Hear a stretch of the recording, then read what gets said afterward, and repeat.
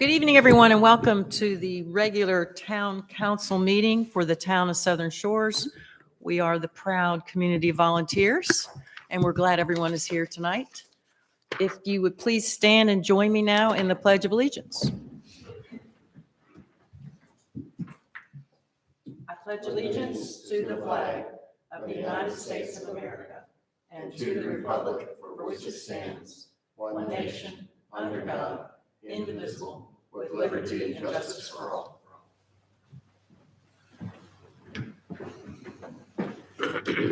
Thank you very much. We'll just take a minute for a moment of silence now.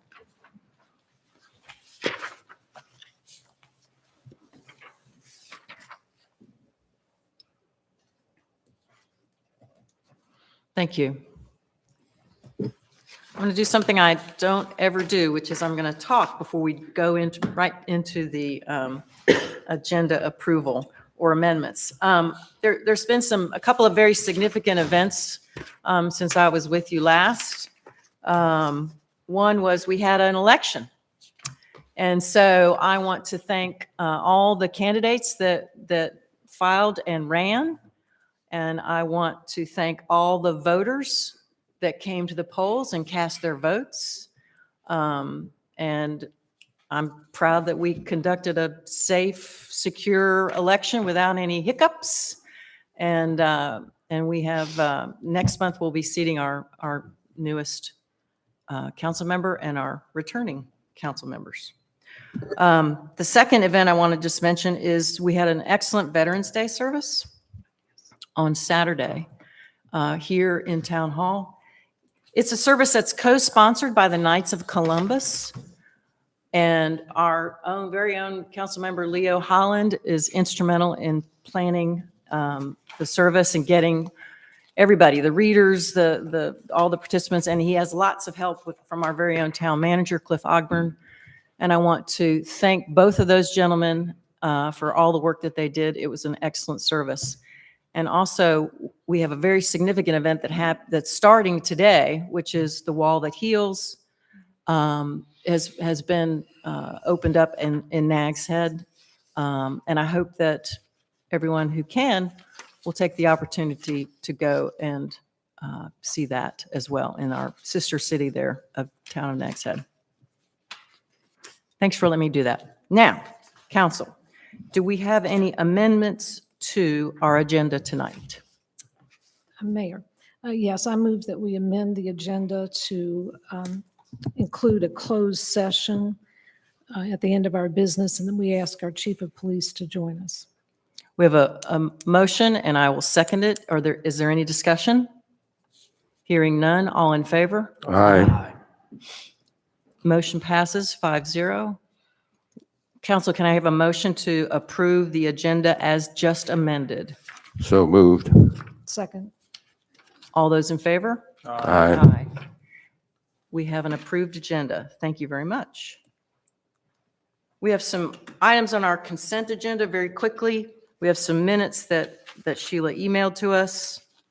We have a resolution approving some closed session minutes that go back months from previous that are on page 2. We have a resolution about electronic transfer usage, which will make us more efficient in our money management. And we have a couple of budget amendments, but 19 and 20 on page 5. Is there any discussion about the consent agenda as presented? Can I have a motion to approve? So moved. Second. All in favor? Aye. Consent agenda is approved. Thank you. So we're going to move right into staff reports, I believe. So I'll call up Deputy Town Manager, Planning Director Wes Haskett. Good evening, Wes. Thank you. Good evening, Mayor, members of council. I'll have a brief report for y'all tonight for the month of October. Total number of permits issued in October was 48. They consisted of 7 zoning permits, 23 building permits, 18 trade permits, and the total amount of fees collected in October was $12,845.64. With respect to code enforcement, there were 5 warning citations mailed for solid waste violations. With respect to our comprehensive land use plan update, the consultant sent the draft plan to the DCM, Division of Coastal Management, for their required review on November 1st. Following their review, the draft plan will come back to you all for adoption. You'll have to hold a public hearing, or it might have to go back to the planning board before your public hearing, depending on the comments we receive from DCM. And then lastly, our planning board, they're going to have their regular meeting here in the Pitts Center on November 20th at 5 o'clock, and this will be to continue their discussion of the SUP 2301 special use permit application from Gene Guide LLC for mixed-use group development of commercial and residential buildings at 6195 North Croatan Highway. Any questions? Nope, looks good. Don't have any. Thanks, Wes. Appreciate it very Yep. much. Thank you. Next, we'll hear from our police chief, Chief Cole. Good evening, Chief Cole. Evening, Mayor, members of council. I owe you 2 months, so we'll go with September 1st. September 2023, we had 1,490 calls for service compared to 1,491 in 2022. So we saw a reduction, believe it or not. Consistent. Yeah. We had 10 incidents, which were crimes that were reported. And you can see the breakdown. There were a total of 13 total charges. We had 2 criminal arrests. We had, 36 traffic stops conducted for September. And officers issued nine written citations and 18 warning citations. We had 10 local ordinance violations. They were failure to display. And we had 5 reportable motor vehicle accidents. October 2023, we had another 10 crimes that were reported, another 13 total charges. The one, in case you're wondering, the death investigation, that was unexpected, unfortunate death. We had the 1 animal bite, and we had under the criminal arrest, the simple assault. Then the officers conducted 44 traffic stops for October, and they issued 7 written citations and 31 warning citations. And we had 6 motor vehicle accidents that were actually reportable. Calls for service for October were 1,253. That was 152 less than the year before. The majority of those were related to business checks. Any other questions? The speeding citations, where were they? In the On town of 12 Southern, or- Southern Shores. Well, 12 or I somewhere in honestly- between. I always I try to watched- prepare for your questions, but I just never get it. I'm sorry. I could find out for you. I just watch it in the morning on 12 when I'm walking, Yeah, and I don't have any way of measuring, but I'll tell Yes. you what, they aren't doing unless the 35. deputy chief knows, but he's I in the was just same, wondering. same page as I'm at. That, you I know, wouldn't even want to guess at that. You know, we be honest with you. you know, we say the tourists doing the speeding, but it sounds like. some Yeah, of well, our this is the locals are. off season. These are homegrowns here. so. Yeah. Yeah, I wanted to ask about the, it seems like there's a little uptick in accidents, both in September and October. Are they serious accidents? Are they crosswalk accidents? No, none of them were real major accidents, fortunately. But yeah, it is a little bit of an uptick. So a couple of them, I believe, were deer related too. So. Anything else? Nope. Thank you. Thanks, Chief. Next, we'll hear from our fire chief, Chief Limbacher. Good evening, Ed. Good evening, Mayor. I also owe you 2 months. And apologize for my absence. I had my arm done, my shoulder done last month. So we'll start with September. And for the month of September, the fire department responded to a total of 52 calls, 1 cooking fire, 1 natural vegetation fire, 2 medical assists, 33 EMS calls, 1 search for person on land, 1 victim in an elevator, 1 surf rescue, 1 hazardous condition, 3 service calls, 1 public service, 1 cover or standby, 1 wrong address, 1 hazmat with no hazmat release, and then 4 alarms. So pretty simple, not a lot going on that month. Any questions there? That puts us actually 15 calls behind last year. We had 67 calls last year at this time. Any questions on that one? What's a good intent call? It's just, I break it down further. Good intent is a general term, but I break it down into, the alarm sounded due to malfunction. Sometimes it could be, there's no call at the address, the wrong address, that kind of stuff. I just break the good intents out further, that's all. Just was wondering. The search for person on land remember when I was here in September, you guys did a presentation about the transponder program for, It wasn't, we wasn't didn't related. find them by that. We wound up, the police department had to find them. The lady the girl was next door, so. okay, But we did look for about an hour or two. So they did locate her, which was good, so. okay. Thanks. Any other questions on that one? The next one is for October, and for that month, we responded to 61 calls. That's 1 call behind last year. So pretty much, again, October is more or less PR month around our place with the school and that kind of stuff and all that stuff. So pretty simply, 34 EMS calls, 1 accident with injuries, 1 accident without. Again, 1 search for 1 person on land, 1 extrication, 1 carbon monoxide incident, 1 arcing electrical equipment, 6 service calls, which you all know are the address and the beach wheelchairs, 1 public service, 4 assist police or other government agency, 3 public service, 1 authorized burning, 1 canceled en route, 1 smoke scare, and 5 alarms. So pretty much not much going on that month either. Anybody got any questions on that one? I did have some other stuff I wanted to just touch upon briefly. This was, and I only touch upon this stuff when I get some questions in the community. This was number 6th, 8th Avenue, and I just wanted to touch upon a couple of things because I heard some comments about it. This fire was well involved at 3:55 in the morning, and the 911 call wasn't even placed till 4:14. So with the 17-mile-an-hour wind, you can imagine what that looked like by the time we got there. So for those that have any questions, that's about what happened. There were a couple challenges with that. The time, as I just stated, there were overhead transmission lines right above the house, which also presented a serious problem. Obviously, we can't attack the residents from that side with the wires overhead for crew safety, and it affects placement of the apparatus. So Sheila, go to the next one, please.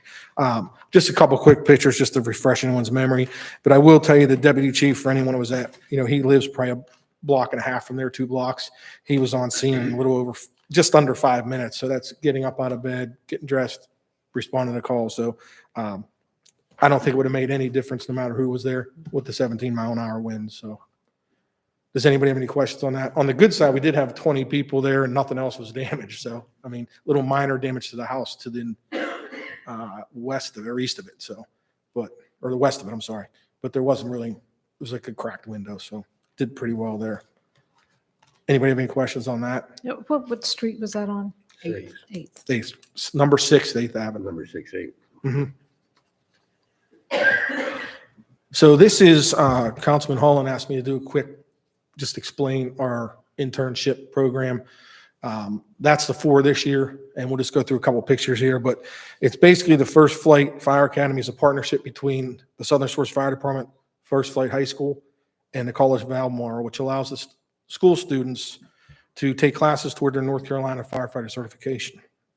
During their junior and senior year, the students can participate in an internship in a career at a field of their choice. For those interested in the fire service, The program allows them to complete the majority of the fire training and gives them a basis for their Fire 1 and 2 certification. The only class they can't complete is the live fire evolution, obviously because they're under 18. So as soon as they turn 18, they take that and then they're certified. Most students gain the practical experience necessary to become a functional volunteer within their community.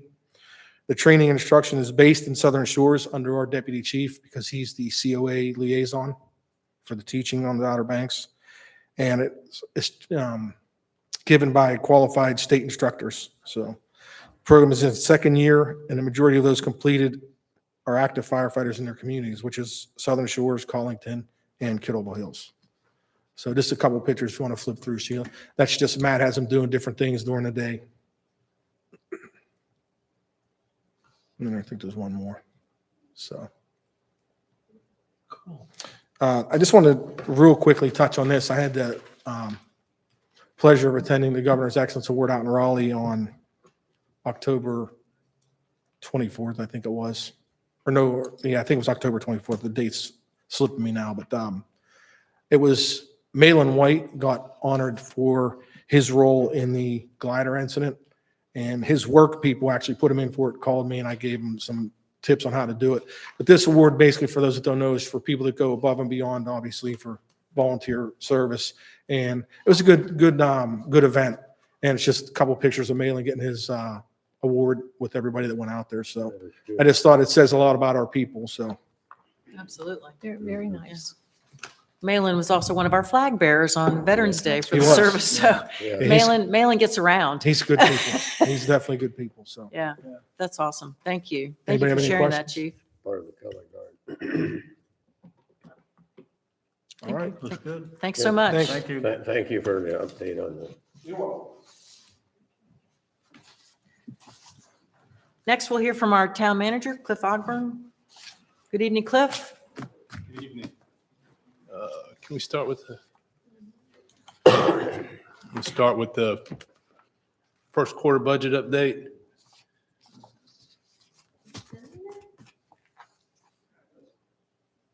Oh, no? All right.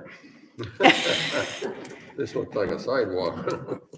Can I come back to that? I Yeah. can send it to her. Okay. Yeah. We'll start with the sidewalk then. Let's do that.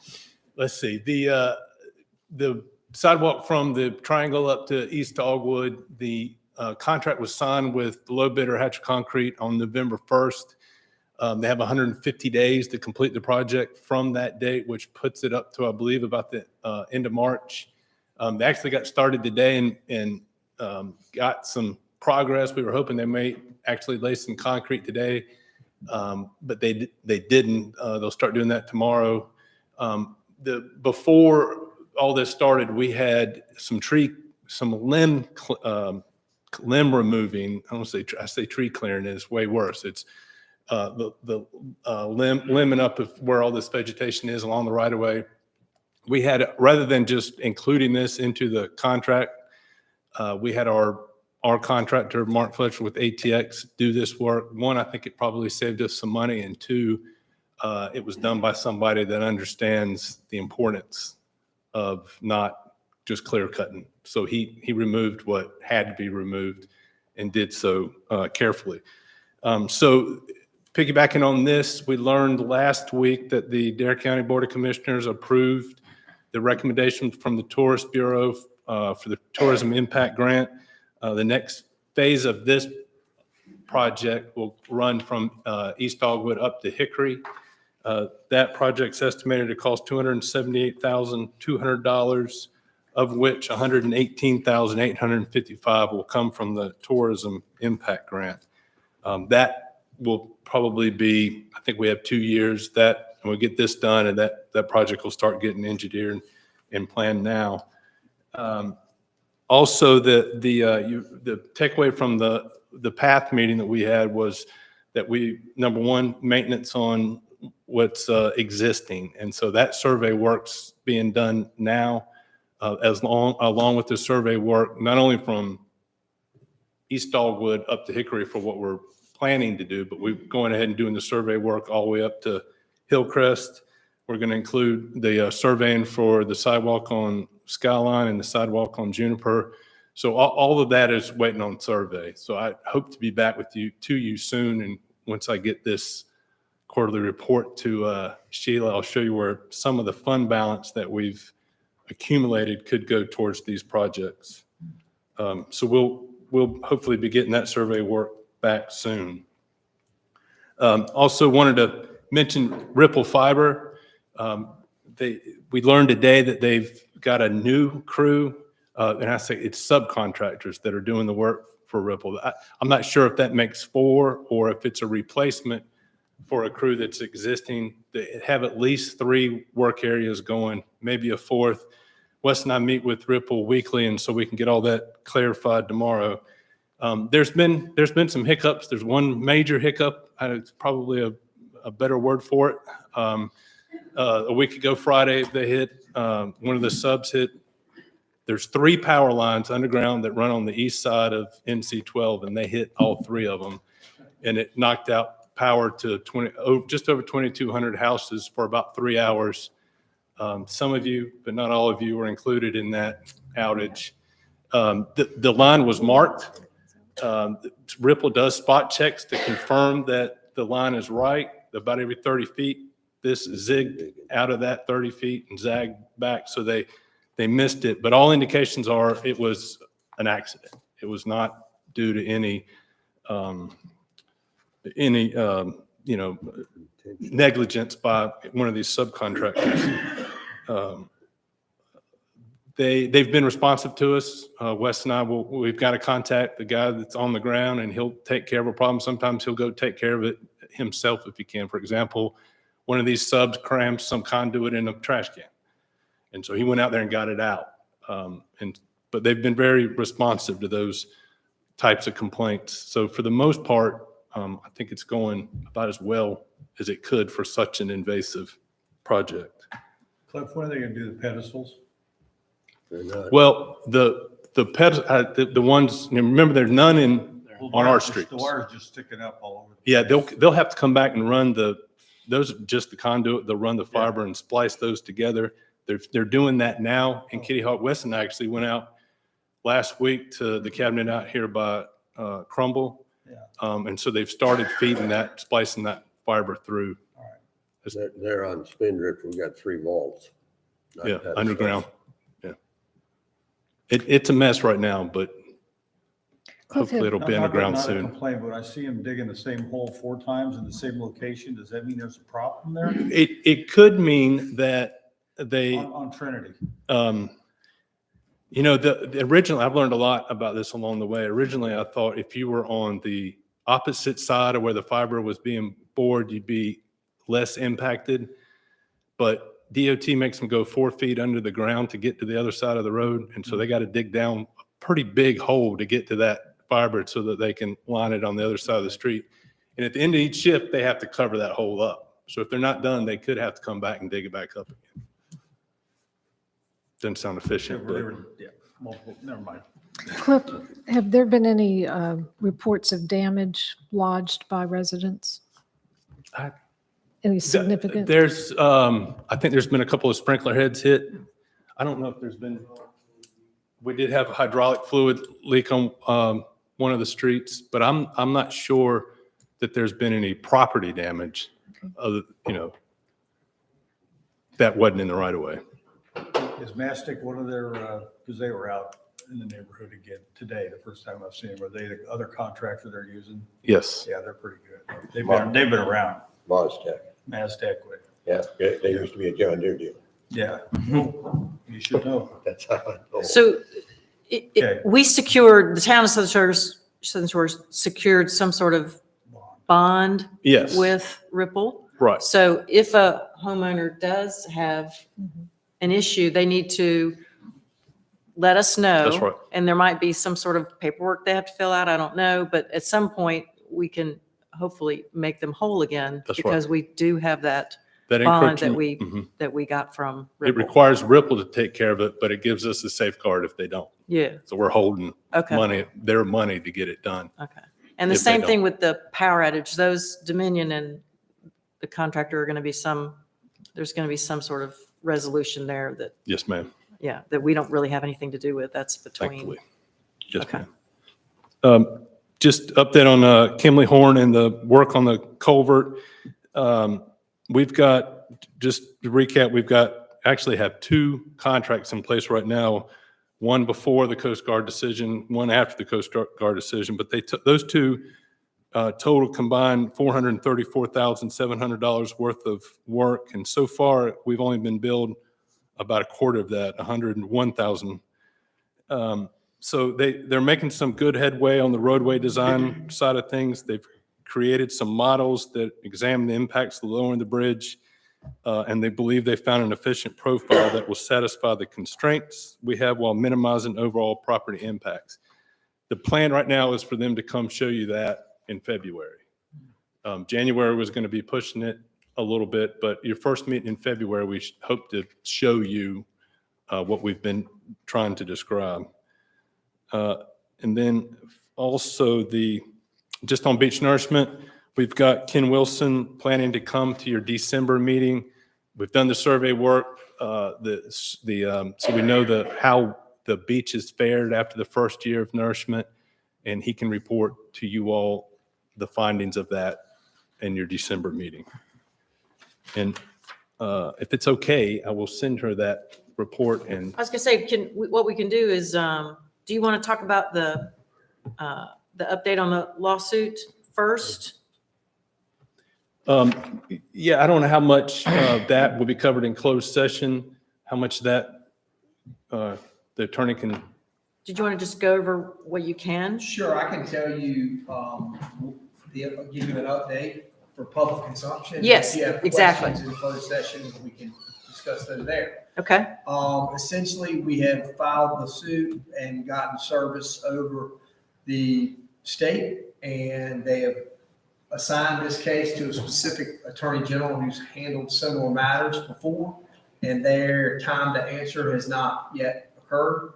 And John Lighty and the Hartzog firm from Raleigh, who's taken the lead on that, they've had some conversations with him about procedural matters, but that is it. are they on a clock of any sort to respond? They got an extension of time to respond, so you get 30 days from the date that it's served Okay, to respond as a matter of course, and then you can ask the clerk for an additional 30 days. And I think if they need more time, that may be something, they've got a good working relationship with them. And I can get into more of the particulars of why in the closed session. okay.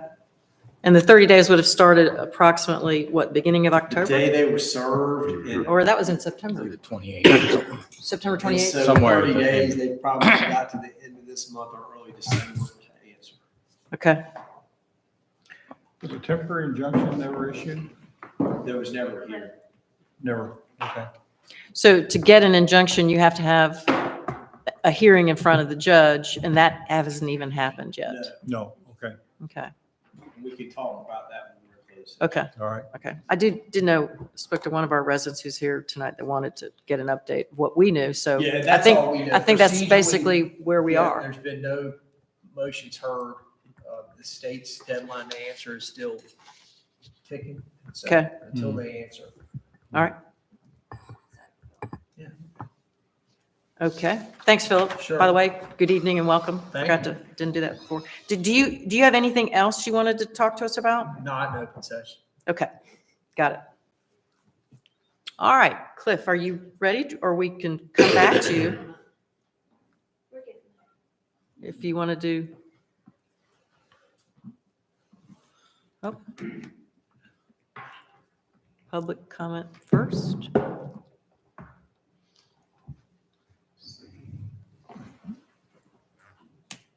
Technology is good when it works.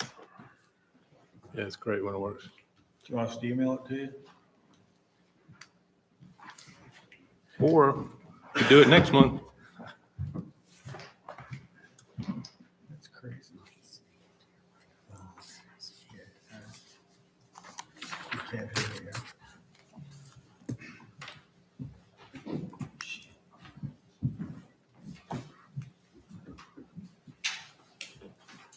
Okay, we're going to move on to public comment and then come back to Cliff. Okay. Is that all right? Yes, ma'am. Okay, thank you. We have one person signed up. Chris, come on up to the podium. Tell us your name and where you live. We're glad to see you.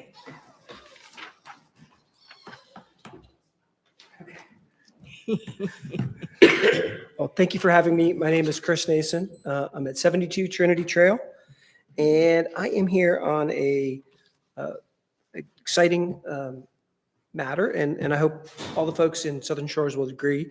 My name is Chris Nason. I'm here on behalf of Dare Arts, which is our county's designated leader under the North Carolina Arts Council. And as an architect, I have been documenting personally flat top cottages for a number of years.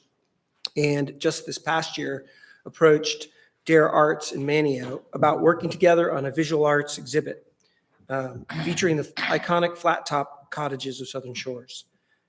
Architecture is probably one of the more overlooked and underrepresented art forms. And so this collaboration was exciting for them and exciting for us to begin to really focus on flat tops, and specifically flat tops in Southern Shores.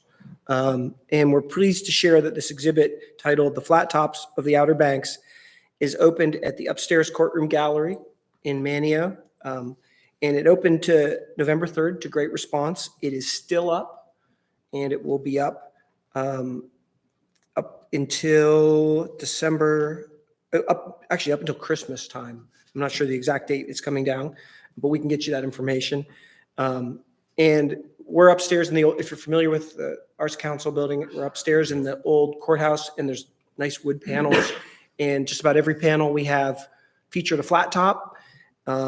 We've got architectural drawings, some historic documents, not a huge amount, but some. And then we also did sample and timely advertisements like you'd see in the 50s. So there's a little tongue in cheek, but some interesting, you guys doing well for time? I don't know. No, you're fine. Okay. You're the I don't filler, wanna- actually. Well, it's interesting. So there's a lot of really great dated ads from Southern Shores and from the 1950s. And we've gone ahead and taken some of this documentation effort and put it in the form of posters, advertisements, and sales paraphernalia for flat tops, as you would see back in the 1950s. We also we're very fortunate. We paired with local artists, including Shelley Booth, Gail Midget, Fred Valadette, and Bobby Wilshire, to name a few. And they've got companion pieces of artwork that goes with the architectural plans and fake advertisements. And so it's a little bit of a synergy.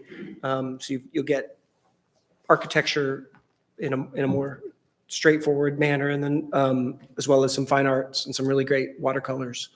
But we're thrilled to bring this rich history of Southern Shores to downtown Manio. And you mentioned the sister cities of Nags Head. And I think oftentimes we don't get down to the other end of the beach very often. And it's a long way. And in the off season, I understand that. When everybody's here, I understand that. But this time of year, it's worth the trip. And I just really want to extend a personal invitation to everyone in Southern Shores to come and see this blending of art and architecture. The gallery hours, regular gallery hours, are Tuesday through Saturday. On December 1st from 6 to 8, we'll have another wine and cheese reception. I think it's First Friday too. So it's kind of a fun event down there. I'll be there, as well as some of the artists will be there to discuss kind of how we came about the project, and you can ask questions. But I just want to let folks know about it. And since these flat tops are unique to Southern Shores and a real resource, I know that council in the past has done a lot, and I'm sure this council, to protect them or encourage folks to protect them. And hopefully this is another step in that evolution. Thanks, Chris. We actually just bought one right up behind here. Yeah. So we now own one. Yes, I'm aware. We've we're- measured that one. We're pretty excited about that, actually. Yeah, the Arts Council was great. They were one of the first, when we were about 7 years ago, when we were measuring these, they were one of the first to say, because they said, come on in, just measure it. Because we weren't charging anybody. We were just trying to document these things. Right. And they were very welcoming. And I think we probably even started talking about it back then with Chris Sawin when he was at the Old Arts Council before. Now he's over at the Community Foundation. So they've been very supportive. And we've got, on the documentation side, we've got over 30 of them documented, some of which they don't exist anymore. Many of them don't exist anymore. And all those architectural drawings are available online for folks to look at. I can get Wes all the information to go with this. But if people want to just look at the old plans and the elevations, it's there, it's a resource, and it's available for free. That's great. Thanks, Chris. And just to pile on just a bit, there's a recent series of articles written by someone named Frank Gall, Gaul, in Coastal Review about Frank Stick. Okay. And some nice old photos in there, and you brought up the tongue-in-cheek ads. Mhm. Well, he did some ads. Yeah. And the actual ads are in that article, one of those articles as well. It's a series, so Okay. you should read them all. And we're gonna link that That'd be in a great. newsletter, and so we can share that with folks here in town. Yeah. It's fun reading. There should be, there's going to be multiple pressers on this. I think the new milepost is going to come out, which will feature the exhibit. The Voice is doing a piece, which will come out after that at some point. So hopefully this was kind of the beginning of getting kind of the homegrown folks. And what's nice is that in the off season, we could all go down and see Yeah. it. It's not really necessarily for the tourists. It's mostly for us so that we can enjoy it and take our time. And it's up for a long period of time. That's great. Thank you so much. Thanks for coming tonight and letting us all know about it. Appreciate it. Wonderful. Nice. Okay. I think Cliff is ready. Oh, what? Yeah, because if anybody else has comments, I'll go back to them after Cliff talks about the budget. But Chris was the only one that signed up. Thanks, Chris.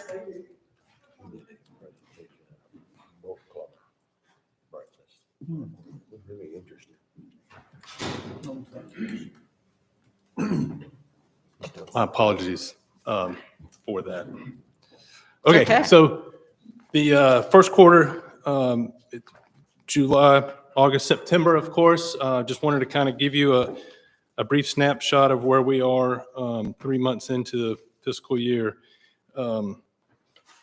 So this is the kind of the overall picture of what the budget looks like from what was adopted to what was amended. There's a lot of numbers on that. But the two that I highlighted are kind of what I wanted to focus on. We've taken in 23.47% of the revenue, and we've spent 27.26% of it. That probably don't ever want your expenditures to exceed your revenues, but in local government, the first 3 months in, that's extremely the norm, and I'll show you how that kind of tracks with the years in the past. But you'll see that at the top of the first two revenues, ad valorem and occupancy tax, those two make up almost the entirety of our revenue, and those are pretty slow to come in. This will show you, again, the revenues versus the expenses in the first 3 months. We're about $1 million over right now. In 23, we were $620,000 over. Main reason for that, the difference between that 620 and the million this year is the additional $400,000 that we spent on paving that hit the books in this quarter. So that's really the big reason for that jump. The revenues year to date, this kind of hones in on what that first page looked at again, where it's 23.47 in the first 3 months. You'll see that while we've collected 25% of the ad valorem taxes, there's still 3 million more to go. Occupancy and sales for the month of September. This goes back to what the revenues were. We're actually $4,331 ahead of where we were this time last year. So we're not going backwards. We are tracking. And I'd just like to show this. It kind of illustrates that the months of July, August, and September, the last 2 years, the bar graphs are almost equal. This is where our cash is, cash on hand. This is the three main accounts or the 3 accounts that our cash is held. Again, just about tracking and again, a lot of this, it just so much of the timing of, if you pay a big bill in October this year and you paid it in September last year, it can really throw a lot of this off. And as I mentioned, this will show you the sales or occupancy sales and no land transfer in the first quarter. But what this does, if you look off to the total, you'll see that this time last year in 21, we were 448,000, we're 719 this year. So this is really where we're still continuing to see a big jump. And again, everything's tracking exactly. It's trending up. The 23 is present year, orange 22, the gray is 21, and everything is trending upwards when it comes to occupancy, sales, and land transfer. The expenditures, everything here, everything's tracking the way it should, 27.26%, a little bit ahead of, if you're thinking in your mind 25% is kind of the benchmark. We've already paid half of the contract for Ocean Rescue. We've paid, I think, the majority of the contract for fire services. We've paid some street maintenance already. So, the first quarter, there are some expenses. Tracking the expenses from last year to this year, where that $417,000 ahead of expenses of where we were this time last year. And 400,000 of that was the way paving hit. And again, you'll see we're almost lockstep with where we were this time last year. Expenditures by department, Bonnie, I had to check that dollar several times, how in that line item we're $1 more than we were this time last year, but everything else is tracking pretty good. But this will show you where that 467,000, that includes the number, you'll see that 50,000 less in some places, but that's because of the transfer to the capital reserve fund. It'll show up in some lines, but not the others, but it does show up in the total general operating expenditures. So quick summary, we're 23% of revenues, right where we were last year. Expenditures are tracking, a big hit for the paving. Sales, occupancy, and land transfer are all trending up. The thing I mentioned I wanted to talk about with the use of fund balance, you heard last month from the auditor that we have $7.8 million in unassigned fund balance. You all have a policy that reserves $3 million of that, sets it aside for emergencies, be it financial emergency or man-made or natural. That leaves $4.8 million in fund balance. But I just quickly did some potential uses of that fund balance, and these are guesstimates more than they are estimates. But we can maybe anticipate the Juniper Trinity Culvert being at $1.5 million, another $1 million worth of street work. We've got the multi-use path, and then those repairs, 120,000 for repairs, estimating 112 for Skyline, 33 for Juniper. All that totals almost $3 million. So we can do those projects and still be looking at nearly $2 million of fund balance. So it took longer to wait on it than it did to present it. So that's it. If you have any questions. We're going into the fourth year of the street plan. Yes, And we were catching up too. I mean, if somebody looked at the paving, it's more, we were catching up. Yep. The first year, we really didn't get off the ground. So we that's built right. up. This will actually be really the third Third year. year, okay. But Yeah. the first year we did primarily the patching with a little bit of mill and fill, and we quickly learned that while patching's the way to go, you can get more stretch if you do the mill and fill. And we knew the patching wasn't going to be well received. And so we focused on the mill and fill. The last project combined light work for year 2 and 3 of that plan. And so we got even more, we got a really good price, and we're able to do almost 3 miles of streets of overlay last year. it's time now that, we sit down and get the plan back out, because there's parts of year 2 and parts of year 3 that we didn't do that we'll need to mix into this next go round. But that, we plan to put another project out to bid this spring, another $1 million. And that'll be $3 million in 3 And years. hopefully I know it's nice to have that fund there. Sorry.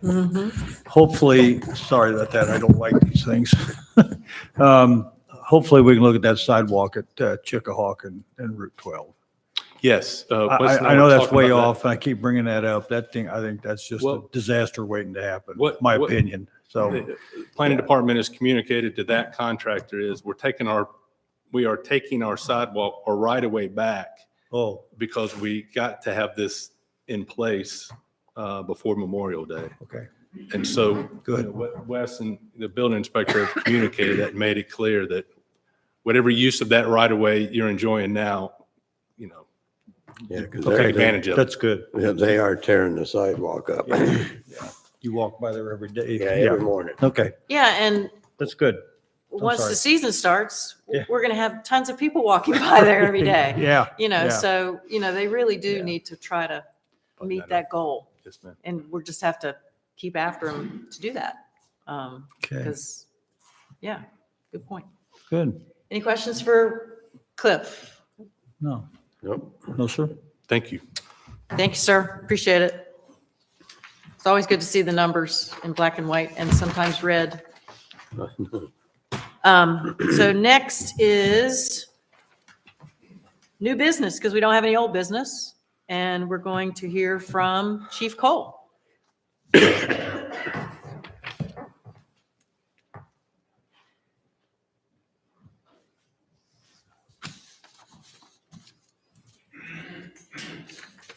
And council, this is on page 7 in your books. Thank you, Mayor, council members.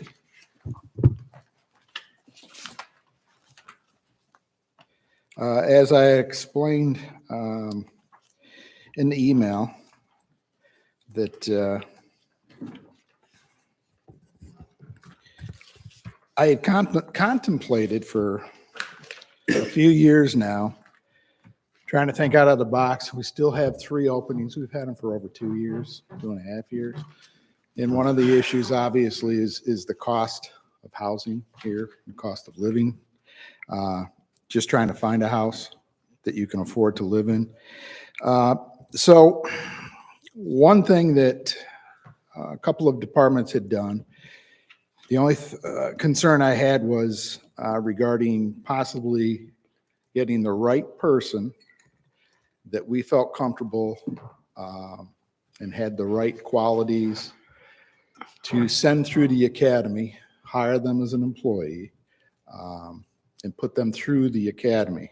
The concerns I had were, one, what if they get halfway through it, a quarter of the way through it? Second day they get through and go, yeah, this just isn't for me. So I was concerned about that, as well as even if they get halfway through and they decide, geez, this just isn't something I really want. How do we recoup some of our funding for that? The other concern I had was, well, what if they get hurt while they're employed by us and they can no longer complete or go through the academy? And the last one was, they get through the academy and what do they do? What happens if they don't pass the state exam? How do we recoup some of our money from that? So I don't have to come back to you and say, we just wasted $40,000 or $50,000 and I have nothing to show for it. So with the town manager's blessing, I had contacted a couple of agencies and I was looking for a policy and I couldn't find one. So I got a hold of John Leidy and explained the situation to him. He was very, very helpful. We put together what you have in front of you regarding a contract that they would sign. And it's basically, just without going word for word, It's based on X number of days, weeks, whatever they happen to be at, when and if they decide all of a sudden after 30 days, this just isn't for me. Part of that contract at least guarantees that they'll pay back a percentage, which will cover for the books and the uniforms and that type of stuff. We're not looking to get all the, their payback. We just want to be able to recoup some of the costs that are associated with that. And it goes all the way through the 16 weeks of the basic law enforcement academy. So along with that, obviously we had to come up with a whole new description, job description, a whole new pay grade that's referred to as a recruit because they are not a sworn police officer, and a salary that we were comfortable with, because obviously we can't start them at the starting pay of a police officer because they're not a police officer. But we wanted to make it at least fair, and I feel that what we're presenting here is more than fair. It's a 25% less than what the current starting salary for a police officer, sworn police officer, is. But they also get the cafeteria plan, which is part of a benefit that any of us receive. So that still puts them up there at a pretty good rate. I don't have the number right in front of me, but actually I do. It's $48,115 would be the starting for a recruit, is what we refer to them as. And that would include the pay grade, and then also the job classification, and then general duties and responsibilities, and their distinguishing features in class to fall in with the rest of our policies and procedures as far as personnel go. And what I'm hoping to get from the town council is a motion to approve this. Our goal is, we're going to call him tonight if this gets approved, because we got to move quick, because the academy starts in January and they like everything in like yesterday. So we've already done some pre-planning. So what we're hoping from you is to get your approval tonight so that we can plug this in and give it a shot. And I will entertain any questions. What's the total cost of the whole program? For the BLAT, if they Yeah. were to go through it themselves? To be honest with you, I have no idea, but it's not a lot. It's what do you, John? Those are about $700. Yeah. $7. It's probably- BLAT covers a lot of the other costs. They don't have to buy firearms anymore. They don't have to buy ammunition. I'm going to say about So $2,800 to $3,000 out of their own pocket, is what they normally would And do. they do this at College View Albemarle. Yes. So is there a tuition cost then, or is that? Now, the BLET, even though it's through COA, is a whole separate entity of its own. And this is at the new facility on your way to Elizabeth City there in Currituck. It's a very nice facility. Currituck campus, yeah. Yes, Yeah. beautiful place. That's where they would go? Yes. So now they don't have to go all the way to Elizabeth City either, so it's a lot easier. So do you have some individuals identified as being interested in this program for us? We have one right now, yes. Okay. And we don't want to go any further than that. This gentleman has done several ride-alongs with us. He's a local boy, born and raised in Currituck. Good candidate. So we don't want to go any farther than just trying to run and make sure this is going to work for us. Gotcha. Would if, say he comes to work for us and stays a year and a half, and then goes to work somewhere else, do we still have those same recovery fees? Some departments, I am told, have that, but I can tell you, I'm not an attorney, but I can tell you from the issues in New York when I had that, and I've been told the same thing here. Not really constitutional. I don't think you can hold someone to that. I don't want someone that doesn't want to be here. Yeah. So I'm hoping that, what we get, I could have filled these slots 6 months ago, 2 years ago, but I don't want just a body. We want someone that's going to fit in with the department that we have and the community that we have. So The previous company I worked with had something similar to that. Hey, we hired one and he said, I'll give you 5 years. And he gave us 5 years to like the week. And that's fine. But he was honest enough. Well, what it is, we're going to have to grow our own. Yeah.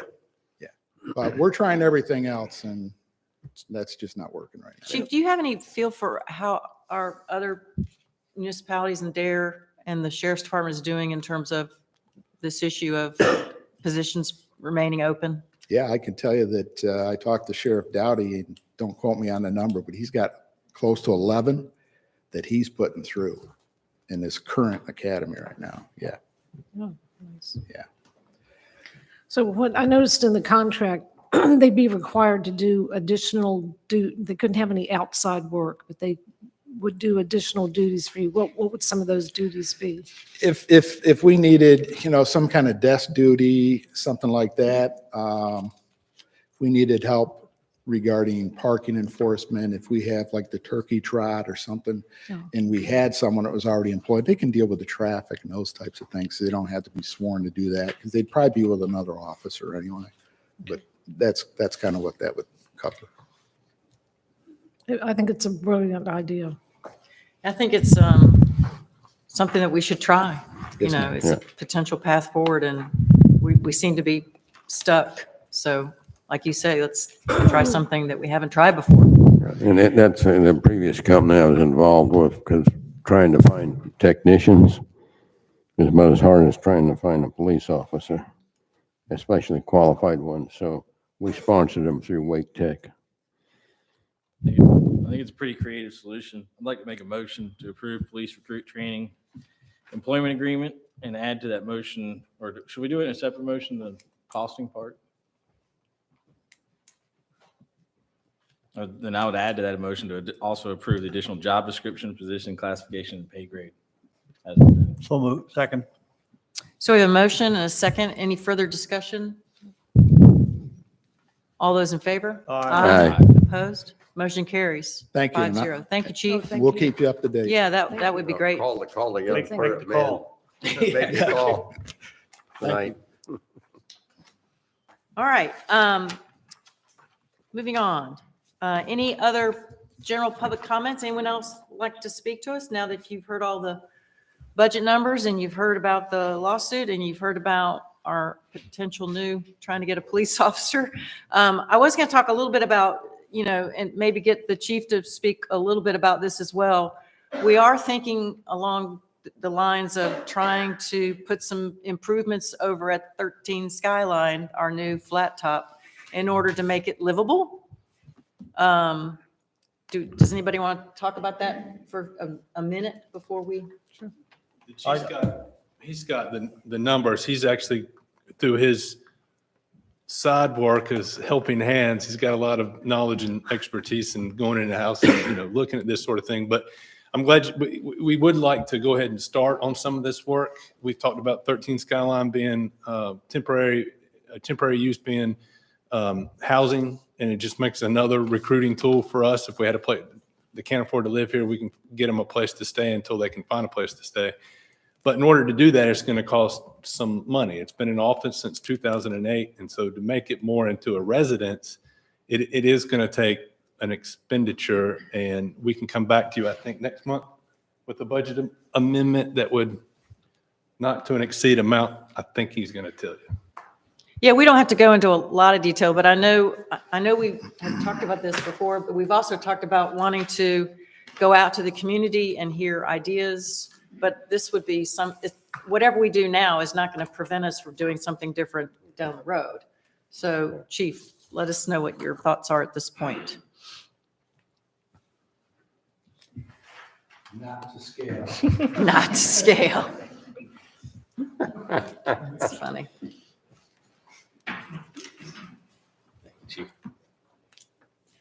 And everything we're doing would be on the interior, correct, Chief Cole? So nothing, The only thing I would ask, and I think Cliff may have already addressed that, but he's going to, I'd just like to have the roof checked. have the roof checked. Just to make sure. Probably correct. Probably a good idea. And the HVAC. Yeah, And the septic, I don't know when the septic. before we spend any interior money, yeah. Um, And none of these proposed improvements would take away the historic or the potential historic No. designation of this And building. that's a good point. Okay, When I kind of went through all this, because the paneling that's in there is beautiful paneling, but it's really dark. So I don't want to paint or do any of that stuff. If anything, we would put some kind of a covering over it, like white paneling or something like something that can be removed so that it'll go back to its original state if we need to. Some of the things that are not on here that we would have to add to this, like a washer and dryer, other small things. My biggest concerns is for a washer and dryer type setup, we just need to make sure that the drain in the back where it looks like that's where they had one at one time, that stuff is still sufficient. Some of the main things that we want to change are, because it was set up for an office, you have these huge fluorescent lights that we'd like to remove. Put a fan with a light in it in each of the 2 bedrooms. The flooring, we would do the flooring in the bedrooms. And then I would recommend that we do the carpet in the living room, only because the floor is kind of got a few little humps and things that if you're trying to lay some kind of a laminate or something, it's not going to be much fun. But that's the main thing, is just to get it to the point where it's actually a house again. For as cheap as we can. And I haven't taken any of the carrying hands people through it yet. A lot of this stuff I can probably do with 2 or 3 guys or myself. But it's once we get the approval for the expenditures and that, a lot of it's just the flooring is real simple. And replacing all the doors. I'm going to keep all the doors, the old doors, but they're the cottage doors. They're not very private or anything like that for a bathroom or for the bedrooms. And that's about it, really. So the spreadsheet you see is pretty much what the basics are to get it to the point where we can offer it. The only other thing that the manager and I have discussed is that we'll at some point have to get with the town attorney, and just make sure what kind of a lease we want. We don't want someone in there for 2 or 3 years, but Right. obviously we want it to be fair enough so that it gives them enough time to find a place. There's another section, if you're not familiar with the house, it's kind of by itself. I told the manager I would love to, fix that at some point, but that's a whole nother issue right now. I'd rather get this one done because it's got 2 bedrooms. It's got a full bath that needs to be redone, but let's at least look at that first. And then I think down the road, we could put a new bathroom and make that into like another bedroom / occupant type room of whatever. The only thing I don't think we could do is put a kitchen or anything into it. But anyway, we want to focus on this one first, Okay. the main part. And I'll entertain any questions or concerns. Under carrying hands, the labor is gratis. Pardon? Under carrying hands, the labor is done by gentlemen from all over the community. Yes. And women.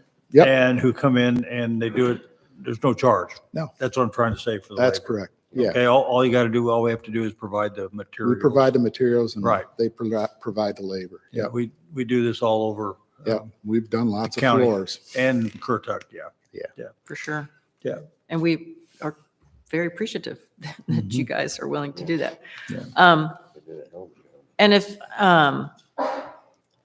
so we'll revisit this, Cliff, in December? Okay. Thank you. Okay. Thanks, Chief. you. Appreciate you Good. kicking it off. Okay, now we're going to go into any public comment. Anybody want to talk to us tonight? Okay. Council business. Next meeting is Tuesday, December the 5th, for the town council at 5:30. I've already spoken enough at the start of the meeting, so I won't speak anymore. Paula, do you have anything you would like to share with us? No, I'm fine. Matt? Mark? No, I'm good. You're good? Okay. Leo? Well, I just want to congratulate Matt and Mark for being reelected and returning to the council. You've done a great job, so continue that one on. Thank Michael Gargasino for at least signing up for election. And again, you mentioned the Veterans Day ceremony, but want to thank Cliff and Cynthia for helping us out there. And the next thing is an update on occupancy collections. This is through September. Occupancy collections were up for the month of September, 9%. Current year to date, 2.21%. So, but if you look back at 2020, that always seems to be the benchmark. We were at 63,775,000, and this September of 2023, we're at 79 million. So there's some big numbers there. Some of it's got not so much from volume, but there's been price adjustments as contributing to some of that. And the meals collection, September was off 0.37%, but current year to date is up 4%. But here again, if you look at 2020, it was 31,758,000, and this year it was 39,511,000. And we have a tourism board meeting Thursday morning. And that's all I got at this point. Thanks, Leo. So next month's meeting, we will be swearing in all three gentlemen, Rob Nielsen, Mark Botanic, and Leo Holland. Yep. Excuse me, Lila. You can. Sorry, the guy down at the end, Matt Neal. God, you got me in. I didn't Sorry, know. sorry, sorry. Let's hope your wife didn't watch. Yeah, Mary Ellen might be here. Mary Helen will not allow Leo to do that. So if I just wanted to put that out there that all three gentlemen will be swearing an oath. Rob's here with us tonight. Hi, Rob. So please come back in December and see them all being sworn in. All right. So I would like to allow Paula to make a motion to go into closed session. I move that we go into closed session pursuant to NCGS 143-318.11A3. And I'll second. Any discussion? All in favor? Aye. Opposed? Motion carries. We're in closed session. Thank you all very much.